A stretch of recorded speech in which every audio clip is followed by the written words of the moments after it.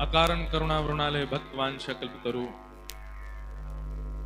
तड़िद्वत विनिंदित पीताम्बरधारी श्री बालकृष्ण लाल की परम कृपा से हम आप सब लोग श्रीमद् भागवत जी की अध्यक्षता में मध्य प्रदेश में स्थित कटनी के इस पावन दत्ता धाम के इस प्राण प्रतिष्ठा महोत्सव में 3 दिवसीय भक्त चरित्र श्रवण करने के लिए उपस्थित हुए हैं, जिसमें आज द्वितीय दिवस की कथा में हम लोग प्रवेश करने जा रहे हैं। परम सौभाग्य है आप सब कटनी वासियों का, श्री दत्ता जी महाराज की कृपा से ये अवसर आप सबको इतने संतों का दर्शन कटनी में ही हो रहा है। मानो ऐसा लगता है कि एक विराट विशाल कुंभ तो सिंहस्थ उज्जैन में लगेगा, लेकिन उससे पूर्व एक सूक्ष्म कुंभ जैसा यहां प्रकट हुआ है और पूरा कटनी उस कुंभ का अनुभव आनंद कर रहा है।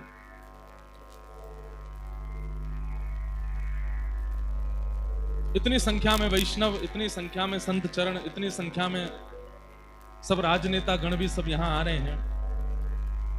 निश्चित ही श्री दत्ता जी महाराज परम प्रसन्न और परम आनंदित होंगे। कल गुरु शिष्य के पावन संबंधों के ऊपर हम लोग चर्चा कर रहे थे। आप सब लोग जो भी विराजमान हैं, सबसे हमारी प्रार्थना बिल्कुल शांति का परिचय दें, और जो खड़े हैं उनसे प्रार्थना वो बैठ जाएं ताकि आगे का क्रम कहा जा सके।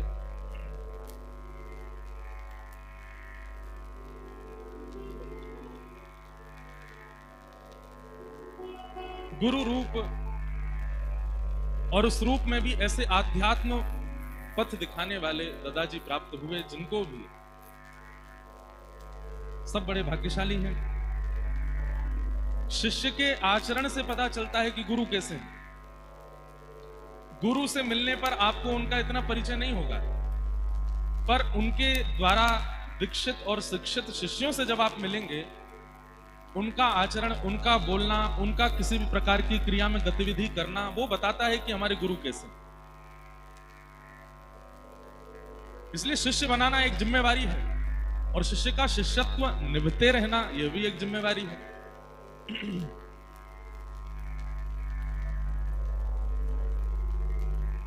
दत्ता जी के जितने भी शिष्यों से आज तक हम मिले हैं, चाहे वो हमारे पाठक जी हों, आशुतोष राणा जी हों, और जो भी उनके शिष्य परिकर के हैं, सबकी स्थिति और सबके व्यवहार से पता चलता है कि दत्ता जी की महानता और उनके हृदय की गंभीरता कैसी रही होगी। तभी ऐसे शिष्य हैं। शिष्य के शिष्यत्व में यदि गांभीर्य नहीं है, तो इसका मतलब है कि गुरु ने कहीं चूक की है। इसलिए शिष्य का शिष्यत्व बताता है कि गुरु कैसे। अनेक शिष्यों की चर्चाएं कल भी हमने श्रवण की, आज भी हम करेंगे। दशकम धर्म लक्षणम, कल भी कहा था कि धर्म के 10 लक्षण बताए गए हैं, और इन्हीं 10 लक्षणों पर आज भी चर्चा करेंगे। धृति क्षमा दमोस्तेयम शौचमिंद्रिय निग्रह भी विद्या सत्यम क्रोध दशकम धर्म लक्षणम। बिल्कुल सावधानी से सब लोग सुनिए। ये 10 लक्षण हैं, जिनमें ये 10 लक्षण विद्यमान हैं। वे आध्यात्मिक भी कहलाएंगे, वे धार्मिक भी कहलाएंगे, उनका शिष्यत्व भी श्रेष्ठ होगा, वो सनातनी भी कहलाएंगे, वो हिंदू भी कहलाएंगे, सर्व प्रकारेण वो श्रेष्ठ मानव कहलाए जाएंगे, अगर ये 10 लक्षण उनके अंदर हैं तो। सब लोग इधर देखिए, ध्यान से सुनिए। हमें इतने हल्ला में कथा करना का अभ्यास कम है, लेकिन फिर भी हम प्रयास कर रहे हैं, इसलिए आप सब लोग थोड़ा सावधानी से सुनिए, तो हम अपनी बात आपके बीच में रख सकें। धृति क्षमा दमोस्तेयम शौचमिंद्रिय निग्रह धी विद्या सत्यमक क्रोधो दशकम धर्म लक्षण। कोई व्यक्ति तिलक लगा करके अपने आप को धार्मिक बताता है, कोई व्यक्ति सोमवार का व्रत करके या एकादशी व्रत करके अपने आप को धार्मिक घोषित करता है, पर मूल बात यह है कि धार्मिक व्यक्ति के लक्षण ये सब नहीं है। 10 स्वभाव जिसके अंदर है उसको धार्मिक कहा जाता है, और उन 10 स्वभावों का प्रारंभ होता है। सबसे पहला स्वभाव धृति, यानी कि धैर्य। धैर्य का मतलब पेशेंस आज के लोगों में बिल्कुल भी नहीं है। उनकी नेक प्रशंसा कर दो, थोड़ी उनकी सत्यता बता दो। अच्छा, किसी व्यक्ति का अगर धैर्य परखना हो तो सबसे बढ़िया तरीका है कि जो उसको देख करके आपको अनुभव होता है उसके मुंह पे बोल दो। उसके दोषों को यदि आप उसको बता देंगे तो वो व्यक्ति अपने धैर्य को छोड़ देता है, धैर्य को खो बैठता है। किसी व्यक्ति से हम ऐसा बोल दें कि भैया तुम बहुत क्रोधी हो, तुम बड़े लालची हो, तुम बड़े लोभी हो, तो कोई हमारी अप्रशंसा करे और अप्रशंसा सुनते ही हमारा धैर्य का बांध टूट जाए, इसका मतलब हम धार्मिक नहीं है। धार्मिक व्यक्ति कौन? जिसके अंदर धैर्य है। और केवल धार्मिक नहीं, सब प्रकारेण मानव अगर श्रेष्ठ है तो उसके अंदर धर्म धृति होगी, यानी कि धैर्य होगा। धैर्य।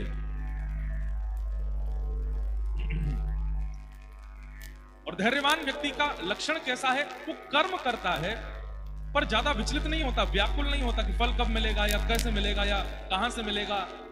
जिन्हें बहुत जल्दी रहती है अपनी हर गतिविधि का फल प्राप्त करने की, ऐसे लोग भी धैर्यवान नहीं कहलाते। भोजन करते ही नहीं पच जाता है, उसकी एक विधि है, उसके बाद ही वो भोजन पचता है। धृति यानी कि धैर्य। आप कथा सुनते हैं, आप महाकाल जाते हैं, आप वृंदावन जाते हैं और कहीं आपके अंदर धैर्य नहीं, चिंता में चले जाते हैं कि हमारा ब्याह टूट गया, कितना अच्छा परिवार था, इतना बढ़िया लड़का था, लेकिन मना कर दिया। लेकिन धैर्यवान व्यक्ति क्या सोचेगा? ठाकुर जी ने कुछ अच्छा विचार किया होगा, इसलिए वो व्यक्ति हमारे जीवन से चला गया। कोई बात नहीं, बिल्कुल चिंता करने की बात नहीं है, जो अच्छा होगा, जो श्रेष्ठ होगा फिर आएगा।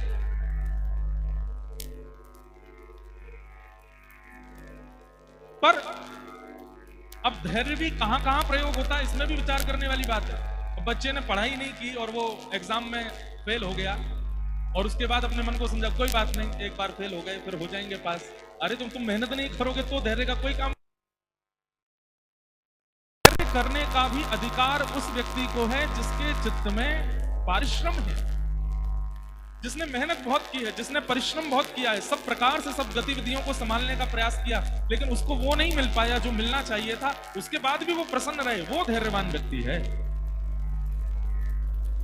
एक नाथ जी महाराज कहते हैं, भैया मैं रोज एक बार स्नान करता था गंगा जी में, लेकिन आज इसकी कृपा से 20 बार गंगा जी का स्नान करने का अवसर मिला, 20 बार गंगा जी ने अपनी गोद में मुझे खिलाया।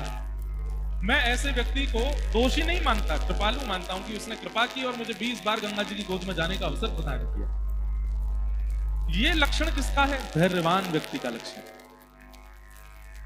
धैर्य लाइए। कभी कोई गतिविधि होती है जीवन में, थोड़ा विचार कीजिए, थोड़ी देर ठहरिए, बहुत जल्दी उस पर रिएक्शन मत कीजिए, क्रोध मत कीजिए, थोड़ा विचार करके थोड़ा समय दीजिए और उसमें नकारात्मकता क्या है उसको भूल करके सकारात्मकता को सोचिए।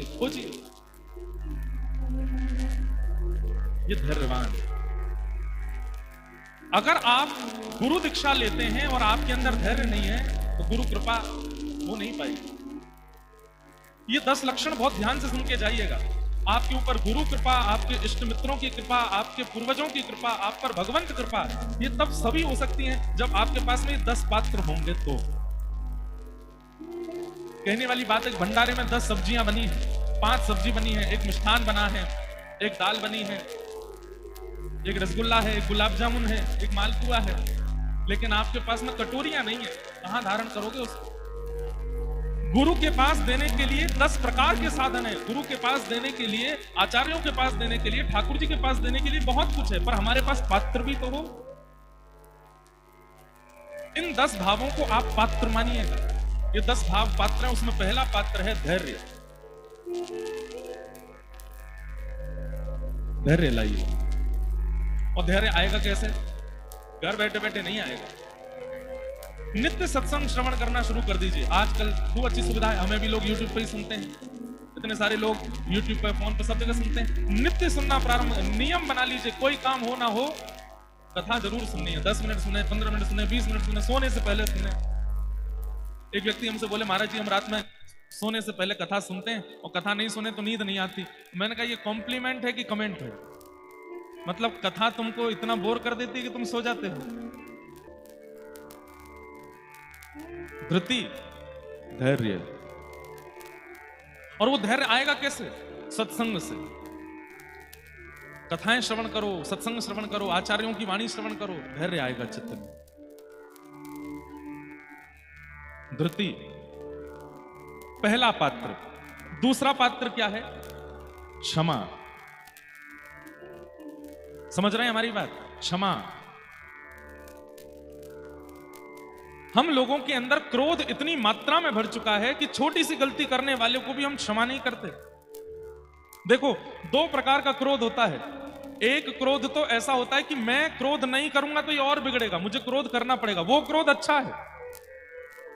जहां पर आप किसी की भलाई के लिए क्रोध करते हैं, माताएं बच्चों की भलाई के लिए क्रोध करती हैं, कभी कभी पति की भलाई के लिए क्रोध करती हैं, कभी बच्चे माता पिता पर भी क्रोध कर देते हैं। पिताजी को शुगर है फिर भी मीठा खाते हैं तो बच्चे नाराज हो जाते हैं। ऐसा क्रोध करना जिसमें दूसरे की भलाई छिपी हो, वो क्रोध बुरा नहीं है, पर कोई भला नहीं होने वाला है। लेकिन जबरदस्ती अपनी जिद पर किसी की छोटी सी गलती पर नाराज हो गए हैं, उसको नीचा दिखाने का प्रयास करते हैं, नित्य उससे अभद्रता से बात करते हैं, नित्य उससे रूठे रहते हैं, ये क्रोध अच्छा नहीं। क्षमा। और एक बात बोले बंधुओं, क्रोध कई बार क्रोध दिखावे में ही करना चाहिए, मन से कभी मत करना। सबसे ज्यादा मानव के चित्त में विकारों को उत्पन्न करता है क्रोध। आप देख लो, जब आप भयंकर क्रोध करते हैं, आपके अंदर ऐसे विचार भी आने लग जाते हैं जो आपने कभी सोचे नहीं होंगे। मैं इसके साथ ऐसा कर दूं, ईर्ष्या आ जाती है। मैं इसका ये हरण कर लूं, लोभ आ जाता है। अरे कहां तक कहें, क्रोध में हत्या तक की स्थिति, आत्महत्या तक की स्थिति आ जाती है। सारे विकार जो मानव के चित्त में आते हैं, उन सब की जड़ है क्रोध। इसलिए क्या करो, हमारे शास्त्र क्या करते हैं, घटिकत द्वयम, 2 घड़ी का गुस्सा ही अच्छा है। 2 घड़ी मतलब 1 घड़ी में 45 मिनट होते हैं। 2 घड़ी का क्रोध ही ठीक है, बहुत भयंकर बात हो तब। नहीं तो क्रोध कैसा होना चाहिए, बोले उफनते दूध जैसा, ऊपर आवे नीचे जावे, ऊपर आवे नीचे जावे, ज्यादा क्रोध नहीं। क्षमा जीवन में लाइए। इधर देखिए, सब लोग ध्यान से सुनिए, हमारी आवाज आ रही है सब लोगों को? बस क्षमा, क्षमा बड़े न को चाहिए। हमने एक जगह एक बात कही थी, इस संसार में सबसे बड़ा दंड क्या है?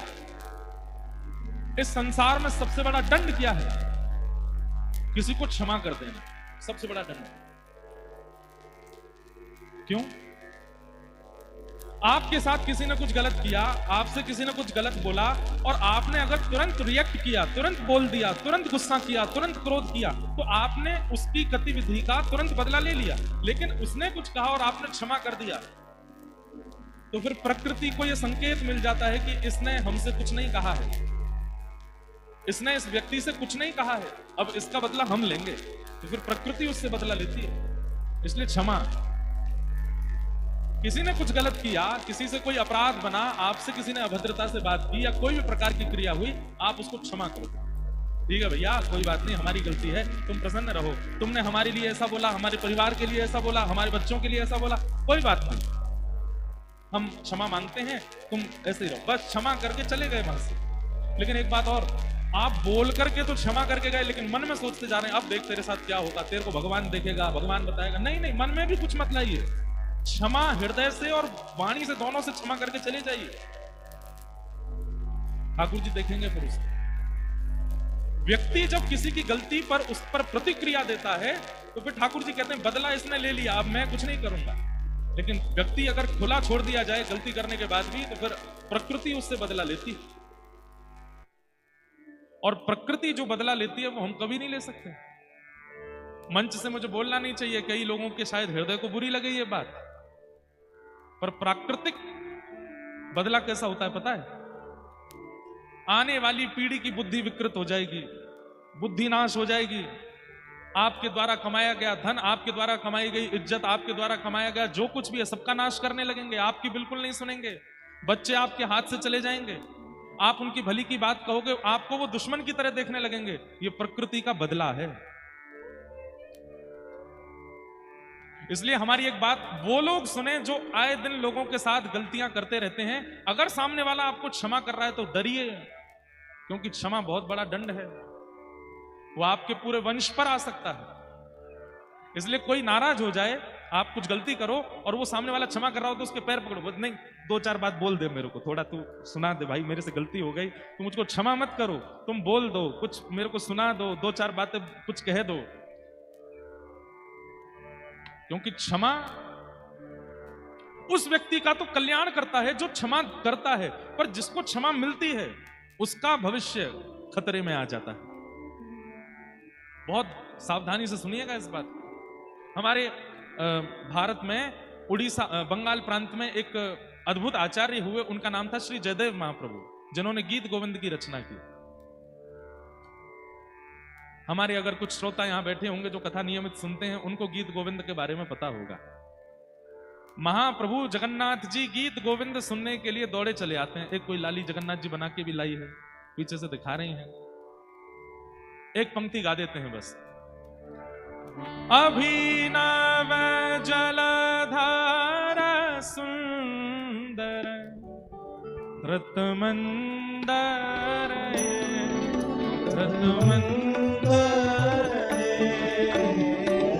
श्रीमुख चंद्र चकोर जय जय देव हरे।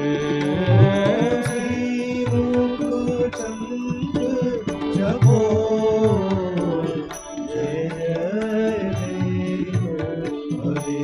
हे श्री राधा मुख चंद्र चकोर जय जय देव हरे। श्री राधा मुख चंद्र चकोर जय जय देव।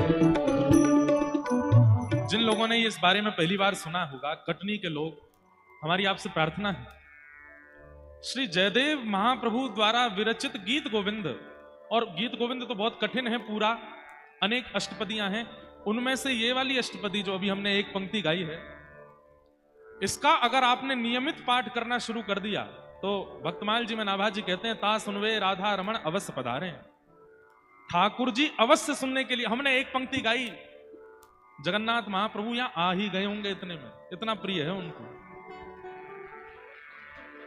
प्रसंग आता है कि जगन्नाथपुरी में एक माली की बेटी को याद हो गया गीत गोविंद, और वो माली की बेटी अपने बगीचा में जब बैगन तोड़ने के लिए जाती थी तब गाती थी। भैया हेलीकॉप्टर नेक देर नीचे ही कर दो, थोड़ी देर बाद नहीं तो कोई लटक के आते सागर पहुंच जाएगा, नेक देर या विश्राम दे दो, थोड़ी देर बाद उड़ा लियो। क्या बता रहा था मैं? हाँ, तो एक माली की बेटी थी जगन्नाथपुरी में, उसको गीत गोविंद याद हो गया। उसने कहीं कथा में सुना कि गीत गोविंद का पाठ करने से ठाकुर जी संग संग रहते हैं, तो उसने गीत गोविंद याद कर लिया, और अब वो जब भी अपने बगीचे में जाती तो वहां बैगन तोड़ते समय गाती थी, श्रित कामला कुच मंडल धृत कुंडल धृत कुंडल कलित ललित बनुमान जय जय देव। महाप्रभु जगन्नाथ जी मंदिर से ऐसे दौड़ करके जाते, किसी को दिखाई नहीं देते, और वो बैगन के बगीचा में भीतर बैगन तोड़ने के लिए जाती, कांटों के लगे हुए सुंदर झाड़, उनके नीचे से वो तो निकल जाती, और विशाल स्वरूप महाप्रभु जगन्नाथ जी का, अब गीत गोविंद सुनने के लिए जा रहे हैं। अब जैसे ही वो उस झाड़ में प्रवेश करें, कहीं ठाकुर जी के कांटे से यहां पर चीरा लग जाए, कहीं से ठाकुर जी के वस्त्र फट गए, कहीं से ठाकुर जी की धोती उधर गई, सब मालाएं वालाएं टूट करके गिर पड़ी, और जैसे ही गीत गोविंद विश्राम हुआ, ठाकुर जी लौट करके मंदिर आए। मंदिर आकर के जैसे ही खड़े भये, पुजारियों ने जाकर के देखा महाप्रभु जगन्नाथ जी के वस्त्र फटे हुए हैं। ठाकुर जी ये आपके वस्त्र उधर कैसे गए? सुभद्रा जी के वस्त्र ठीक हैं, बलराम जी के वस्त्र ठीक हैं, आपके वस्त्र कैसे फट गए? कोई चूहा आ गया हो क्या यहाँ पे? कुतर गए हो आपके वस्त्र ने? जगन्नाथ महाप्रभु बोले नहीं नहीं, कोई चूहा हुआ नहीं आया है, तो फिर वस्त्र कैसे फटे आपके? ठाकुर जी बोले मोकू गीत गोविंद बहुत प्रिय लगे। और एक माली की छोरी वो अपने बगीचा में बैठ करके बैगन तोड़ते भये, पुष्प तोड़ते भये गीत गोविंद गावे। वाके स्वर्प में ऐसो रीझ करके दौड़ के जाऊं, अब छोटे छोटे कुंजन में वो तो प्रवेश कर जाए, मेरा विशाल शरीर है, कांटे लग जाएं, वस्त्र फट जाएं, या मेरे वस्त्र उधर गए। पुजारी जी को इतना प्रिय लगा ठाकुर जी का, आपको गीत गोविंद इतना प्रिय है? बोले हाँ। माली की लाली को बुलाया और उसको कह दिया अब से तुम बगीचा में बैठ करके नहीं गाना, तो तुमको हम अधिकार देते हैं, तुम गर्भगृह के मुख्य देहरी पर बैठ करके यहां बैठ के जगन्नाथ जी को गीत गोविंद सुनाओ, नहीं तो ये तो दौड़ के वहीं चले आएंगे। तब से हमने भी अपने श्रोताओं को यह नियम दिया है कि गीत गोविंद का पाठ जब भी करना है बैठ करके करना है। चलते फिरते उठते बैठते खाते पीते हंसते सोते जागते अगर आप करोगे तो ठाकुर जी आ जाते हैं सुनने के लिए, और कहीं ठाकुर जी को दिक्कत ना हो। और जब भी गीत गोविंद करना है एक स्वच्छ आसन लगा करके करना है कि ठाकुर जी आप आके इस पर विराजो, हम आपको गीत गोविंद सुनाते हैं। इतना प्रिय है महाप्रभु जगन्नाथ जी को। उस काल में कोई मौलवी थे, उनका एक हिंदू पंडित भक्त था, मित्र था। तो मौलवी जी और वो पंडित जी दोनों मित्र थे आपस में। तो एक दिन मौलवी जी बोले तुम्हारे भगवान को मैं देखना चाहूं तो कैसे देख सकता हूं? तुम्हारे पूरे शास्त्र पुराणों में ऐसी कोई बात है जिसका मैं पाठ करूं और तुम्हारे भगवान प्रकट हो जाएं? तो पंडित जी ने उनको गीत गोविंद दे दिया। बोले जयदेव महाप्रभु के द्वारा लिखा गया गीत गोविंद महाकाव्य, इसको ठाकुर जी ने वरदान दिया है कि जो गाएगा मैं उसके पास आ ही जाऊंगा। ये विचार नहीं करूंगा कि उसने कितने पाप किए हैं, उसने कितनी गलतियां करी हैं, बस वो शुद्ध मन से शुद्ध भाव से गाएगा, मैं पहुंच जाऊंगा। तो आपसे हमारा निवेदन है 1 महीना के लिए आप जो भक्ष भक्ष खाते हो सब चीज छोड़ छाड़ दो और गीत गोविंद का नित्य पाठ करो, आसन लगा करके करना, हमारे ठाकुर जी आएंगे। तो मौलवी जी ने संस्कृत याद की और नित्य गीत गोविंद का पाठ करते आसन लगा करके, छुप करके, कोई देखे ना। 1 दिन 2 दिन 10 दिन 15 दिन 20 दिन निकल गए। अब तो गीत गोविंद उनको याद हो गया। एक दिन बड़ी जल्दी में कहीं निकलना था उनको, मन में सोचने लगे पाठ कैसे करूं, आज का पाठ तो रह जाएगा। तो मन में उन्होंने विचार किया कोई बात नहीं, घोड़ा पे बैठ करके और घोड़ा हाँकते हाँकते गीत गोविंद बोलूंगा। जैसे ही घोड़ा पे बैठे घोड़ा हाँकने लगे और बस गीत गोविंद का पाठ शुरू किया। इतने में क्या देखते हैं कि उनके घोड़े के आगे छोटा सा बालक, घुंघराले केश, नील वर्ण की कांति, और उल्टा दौड़ रहा है, पीछे की तरफ दौड़ रहा है भुजा उठा करके। मौलवी जी ने तुरंत घोड़ा रोका, उतर करके नीचे आए। अरे बालक, इतनी गति से तुम उल्टे कैसे दौड़ रहे हो और तुम दौड़ क्यों रहे हो, क्या बात है? तो ठाकुर जी कमर पे हाथ धर के बोले रोज तो मेरे काजे आसन लगावे, आज आसन नहीं लगाए हो, घोड़ा पे बैठ के गा रो है। अब मेरे तो सुनवे को मन हो तो मैं कहा करूं, दौड़ दौड़ के सुनना हूं। ये सुनते ही जयदेव महाप्रभु, उस मौलवी के तो नेत्रों में आंसू आ गए, ठाकुर जी के चरणों में गिर गया। बोले भगवान आज दर्शन हो गए आपके, मैंने कहा था कि मुझे आपके भगवान देखने, आप ही हो? बोले हाँ हम ही हैं। तब से उन मौलवी जी ने नियम कर लिया, नित्य गाते थे गीत गोविंद।